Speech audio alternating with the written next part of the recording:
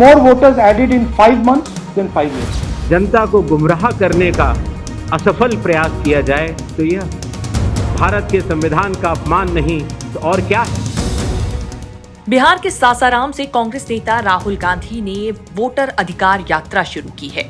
इस यात्रा का समापन 1 सितंबर को पटना में होना है और इस बीच चुनाव आयोग ने एक बड़ी प्रेस कॉन्फ्रेंस कर चुनाव आयोग के ऊपर लगाए गए सभी आरोपों का खंडन किया है। बीते दिनों राहुल गांधी ने एक प्रेस कॉन्फ्रेंस की जिसमें बही खातों की एक बड़ी और लंबी चौड़ी लिस्ट के साथ राहुल गांधी ने वोट चोरी के आरोप चुनाव आयोग और बीजेपी पर लगाए।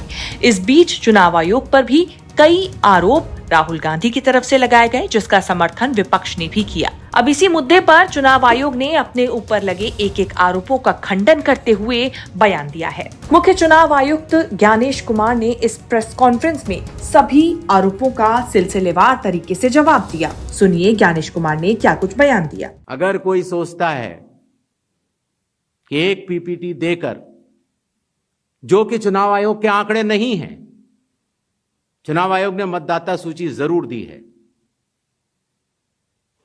लेकिन पीपीटी में गलत तरीके से एनालाइज करना, गलत आंकड़े देना और यह कहना कि पोलिंग ऑफिसर ने कहा है कि इस महिला ने 2 बार वोट दिया है, इतने संगीन विषयों पर बिना हलफनामे के चुनाव आयोग को काम नहीं करना चाहिए। यह संविधान और कानून दोनों से विरुद्ध में होगा। और यह भी मैं आपको बतलाना चाहता हूं कि ये सवाल जो आया था ट्रस्ट, मैंने आपको पहले भी कहा था कि जहां तक मतदाताओं की बात है, हिंदुस्तान में 60% से ज्यादा वोटिंग होती है। जो दुनिया के बड़े बड़े जनतंत्र जिसके लिए सोच सकते हैं, दुनिया का सबसे बड़ा जनतंत्र है भारत। दुनिया का सबसे बड़ी मतदाता सूची हमारे पास है, लगभग 90 करोड़ से 100 करोड़ के बीच में। सबसे बड़ी मतदाता सूची, सबसे बड़े चुनाव कर्मियों की फौज, सबसे ज्यादा मतदान करने वाले लोगों की संख्या, और इन सब के समक्ष, सारे मीडिया के समक्ष ये कहना कि अगर मतदाता सूची में आपका नाम एक बार और है तो आपने 2 बार मतदान किया होगा और कानूनी अपराध किया होगा, और मेरे सारे मतदाताओं को अपराधी बनाना और चुनाव आयोग शांत रहे, संभव नहीं। हलफनामा देना होगा या देश से माफी मांगनी होगी। आप सभी जानते हैं कि कानून के अनुरूप हर राजनीतिक दल का जन्म चुनाव आयोग में रजिस्ट्रेशन से ही होता है। तो फिर चुनाव आयोग उन्हीं राजनीतिक दलों में भेदभाव कैसे कर सकता है? चुनाव आयोग के लिए न तो कोई विपक्ष है, न तो कोई पक्ष है, सब समकक्ष हैं। चाहे किसी भी राजनीतिक दल का कोई भी हो,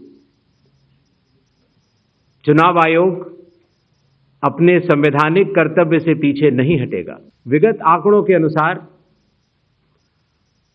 स्वयं मतदाताओं ने लगभग 28,370 ऐसे क्लेम्स एंड ऑब्जेक्शंस दिए हैं, और इन क्लेम्स एंड ऑब्जेक्शंस के लिए, इन त्रुटियों को हटाने के लिए चुनाव आयोग सभी राजनीतिक दलों को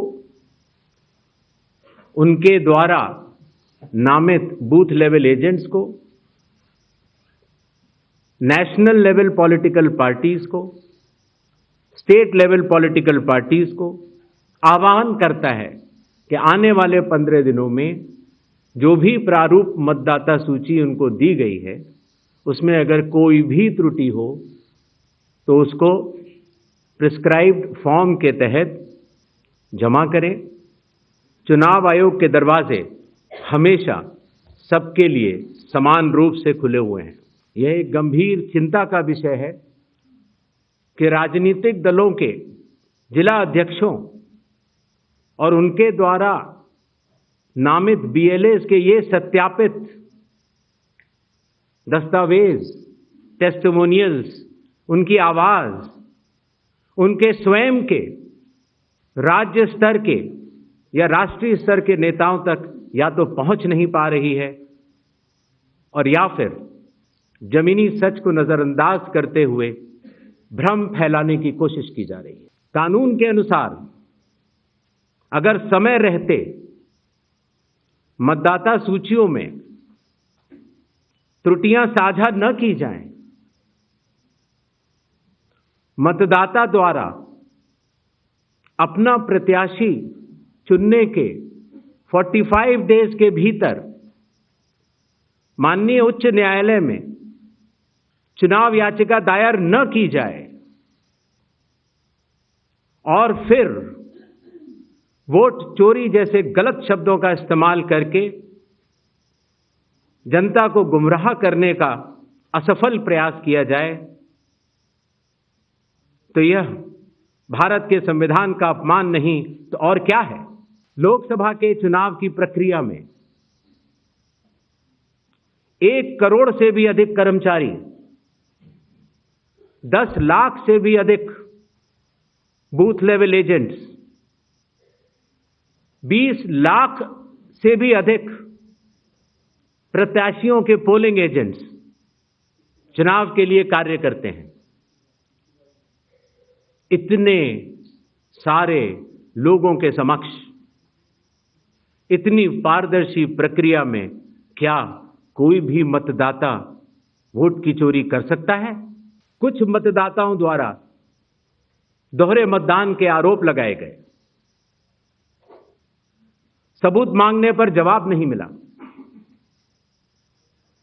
ऐसे मिथ्या आरोपों से न तो चुनाव आयोग डरता है और न ही कोई मतदाता। जब चुनाव आयोग के कंधे पर बंदूक रखकर भारत के मतदाताओं को निशाना बनाकर राजनीति की जा रही हो, तो आज चुनाव आयोग सबको स्पष्ट करना चाहता है कि चुनाव आयोग निडरता के साथ सभी गरीब, अमीर, बुजुर्ग, महिला, युवा सहित सभी वर्गों और सभी धर्मों के मतदाताओं के साथ बिना किसी भेदभाव के चट्टान की तरह खड़ा था, खड़ा है और खड़ा रहेगा। इस तरह के निराधार आरोप लगाना, चाहे वो केरल हो, चाहे वो कर्नाटक हो, चाहे वो बिहार हो,